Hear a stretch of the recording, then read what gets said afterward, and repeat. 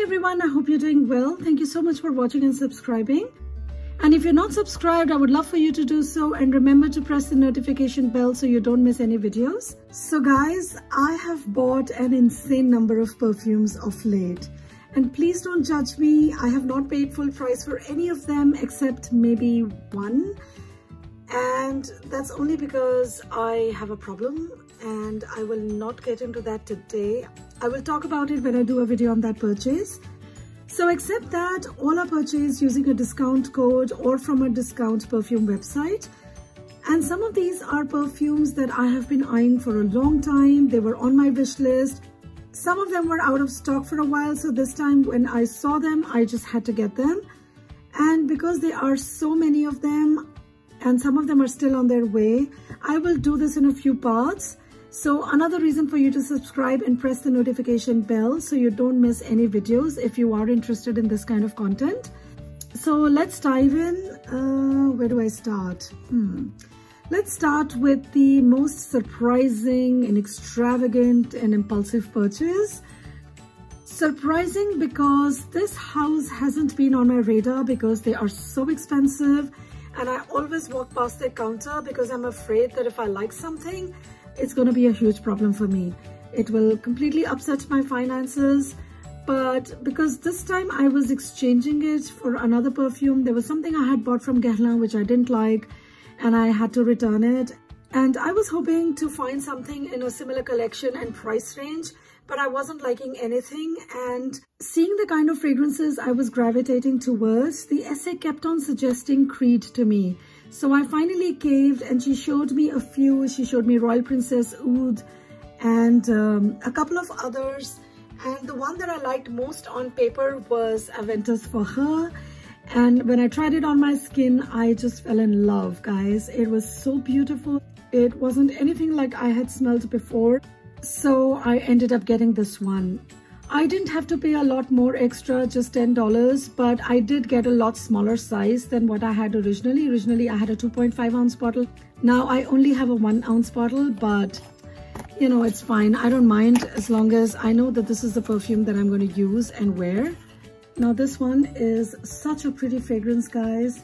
I loved it. I usually don't go for expensive fragrances without trying them for weeks, even months, but this was love at first sniff. It absolutely blew me away. It does smell quite a bit like a men's cologne, but it is very different. I think it works really well on women. It's a very woody fragrance, very fresh, very clean smelling, very watery. It's supposed to be a fruity chypre, and I do get some fruitiness, but not overly fruity. I definitely get a lot of woodiness. It's very powdery. It's very beautiful. It's so well blended. There is nothing harsh, and although it does smell very masculine, I still feel it leans very feminine. It's a very modern, crisp, fresh, beautiful fragrance. For me, it smells like melting snow for some reason, but it's just beautiful, guys. It's an absolutely stunning fragrance. It's very long lasting. I get wafts of it throughout the day, and I love how it becomes woodier and woodier as I wear it. I've worn it only for a day, and I was very happy with it. Just 2 days I've worn it, the day I tried it and one the next day. And it's just marvelous, guys. It's absolutely stunning.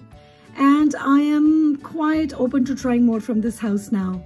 The next fragrance I purchased is Wild Geranium from Erin. And I still have my sample here, and it's in the Chanel vial because someone from the Chanel counter had helped me. There was nobody at Erin. Anyway, so I really like this fragrance. It's a very crisp, spicy, woody, fresh, peppery fragrance. It has pink pepper, which makes it very peppery. I also get a lot of peonies, rose, geranium. And although I'm not familiar with the flower, but this one smells quite a bit similar to British Rose from the Body Shop, if you've smelled that. And a little bit similar to the Orissimo, although very different. That one is a lot spicier, warmer. This one is very fresh. It's more springtime, casual kind of a fragrance. I see myself wearing this to a farmer's market, brunch, running errands, having a picnic in the park. You know, those kind of activities. Look at the box. It's just so pretty. I just almost don't want to open it. It's so lovely. Oh, wow. Beautiful. I always like these bottles. I love their caps. They're so pretty. The next fragrance I got is from Frédéric Malle, and this is Iris Poudre. I had sampled it very briefly and I quite liked it. It was a bit musky though for me, but when I tried it again, it was something that I really liked. It's a very soft, very gorgeous, very delicate iris fragrance. I find it a little similar to Chanel No. 5 Eau de Parfum, especially in the dry down. The musk is a bit prominent in the opening, wasn't my favorite, but as I'm trying it more, I'm liking it and the musk isn't much of a problem for me. On me, this one opens up a very musky floral and then it becomes very powdery, very woody, very soft, very delicate, and the iris in here is very, very soft, very subtle, but yet very present. You know, I was afraid that I wasn't going to smell this one at all, but I can. And it's very, very sophisticated, very beautiful fragrance. And like I said, it's very similar to Chanel No. 5, yet distinct. The next fragrance is Maison Francis Kurkdjian's Feminine Pluriel. This one also I had sampled and I had really loved it. So when I had a gift card from Neiman Marcus, I decided to go for it. And by the way, guys, all the fragrances I've mentioned so far are from Neiman Marcus. I've heard a lot of people talk about this fragrance as this one being a very modern chypre, and that it is. Actually, it's a very different kind of a chypre than the kind I'm used to. Most of my chypre are really old school, really solid, strong chypre. But this one is very, very soft, very feminine, very romantic, very powdery fragrance. It is a bit soapy, I'll be honest, and it also reminds me a little bit of Ralph Lauren's Romance, which used to be a signature scent for me many, many years ago. Yeah, it opens up exactly like Romance, but when I smell it, it is more musky. This is a lot more powdery. It's a little bit different. You do get the chypre accord, and it's actually quite nice. But the similarity is only initially. Now, this one is going in a different direction altogether. Next up are samples from Sylvain Delacour. These I got mostly because I had to buy something to reach the discount threshold from Neiman's, and also because I've been quite curious about her fragrances. The price point is pretty good for a niche fragrance.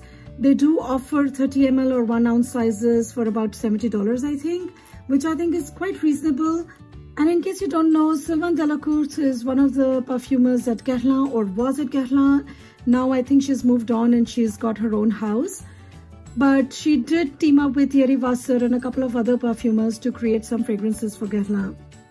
And because the 2 fragrances that she did create for them, Insolence and Cruel Gardenia, I didn't like those perfumes in the first go. It took me a while to appreciate them, so I didn't want to blind buy her perfumes. So I am going to try these out and let you know what I think of them. There are 5 samples each in these. And these 2 categories are not even my favorite. I don't like musk, I don't like vanilla, so I don't know what I was thinking of getting these. But this is definitely what I want to try because I love florals, and she has a pretty interesting and different take on orange blossom, which is one of my favorite notes in perfume. So I can't wait to try this one. Now moving on to fragrances that I got from fragrancenet.com. And first up is Mille from Jean Patou. Now this one, of course, is a classic. It was originally launched in 1972. The version that I have is from 2000s. It used to be a chypre, but now they're classifying it more as just a floral. This is a fragrance that is named such because this was made after 1,000 tries and after 10 years. So when it was released, the distribution was quite interesting, very distinguished, and very few women in Paris received it. And it was delivered by drivers in Rolls-Royce in a very nice, pretty bejeweled box. And so it was quite extravagant at that point when it had come out. And today, of course, I don't expect it to have that kind of presence. But even if I can get a fraction of the luxury and the depth that the original may have had, I'm going to make my peace with it. So really fancy, and I'm so glad I was able to get it. It's quite sharp, quite crisp. I get a lot of jasmine. It's quite pretty and a bit soapy as well. I want to try more of this before I can tell you what I think of it. Another one is also from Jean Patou. It's called Sublime. This one is classified as an amber floral, but to me it smells more like a chypre. This is a fragrance from 1992. And I like this one quite a bit. It's a very subtle chypre. It's not as strong as it might have been back then, but definitely there is a chypre accord in there. And this chypre is very different from what I have here, the Femina Pluriel from Maison Francis Kurkdjian. That is so different from this. Let's try it. Oops. Okay. Oh, wow. This one is stunning, guys. It's beautiful. The opening is quite citrusy and spicy, and I'm starting to get some florals as well. It's quite sweet, quite deep. It's a woman's perfume. And although it is an old school chypre, it's not very dense and heavy. And the last fragrance, not in this haul, but from Jean Patou, is Joy Forever. I got this whole box. Let me see if I can fit this in. So this is what I got from Nordstrom Rack. I actually wanted to get just the fragrance, but it was not available without this set. So this one comes with a perfume. This is, I think, Eau de Parfum. And it comes with a body cream. Yeah, this is the 2.5 ounce size, and it's Eau de Parfum. Now this was created to make the original Joy last a lot longer. That's why it's called Joy Forever. Personally, on me, Joy does last a fairly long amount of time, but it's always good to have something added on that'll make it last longer. But I find that the fragrances are a little bit different. This doesn't smell exactly like the original.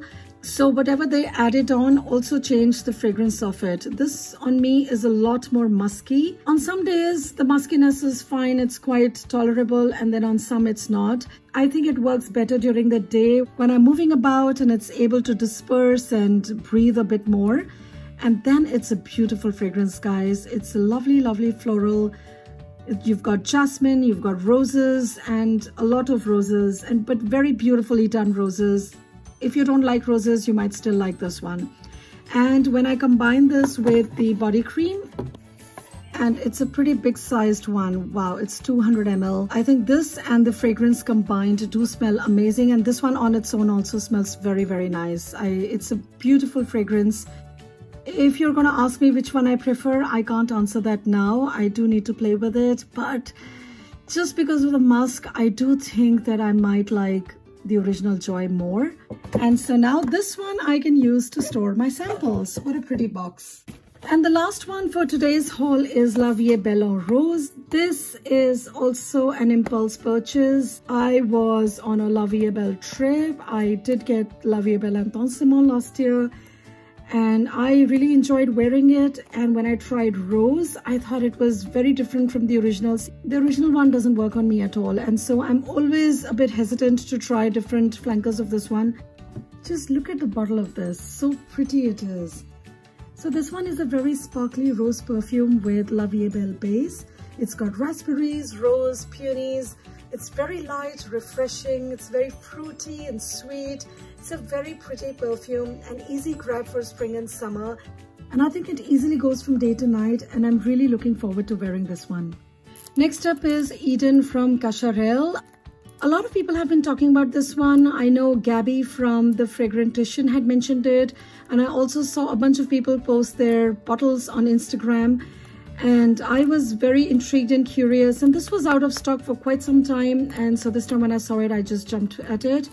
Now this is supposed to be a beautiful green floral fragrance. I love mimosa, and the way Gabby described it, I thought I really had to give this one a try. And I'm so glad I did, because guys, this one is just absolutely gorgeous. I was not expecting it to smell the way it does. I expected this one to be a very strong, cloying floral from the 90s, but this isn't anything like that. So this one is very green, woody. It's very long lasting. It's very mossy. It's very green and very grassy as well. And it's got flowers and fruits that add sweetness and make it really perfect for spring. So that was the haul, guys. Do let me know what you've bought recently or what perfumes are on your wish list. Please give this video a thumbs up if you liked it and subscribe to my channel. Thank you so much for watching. I'll see you next time. Bye-bye.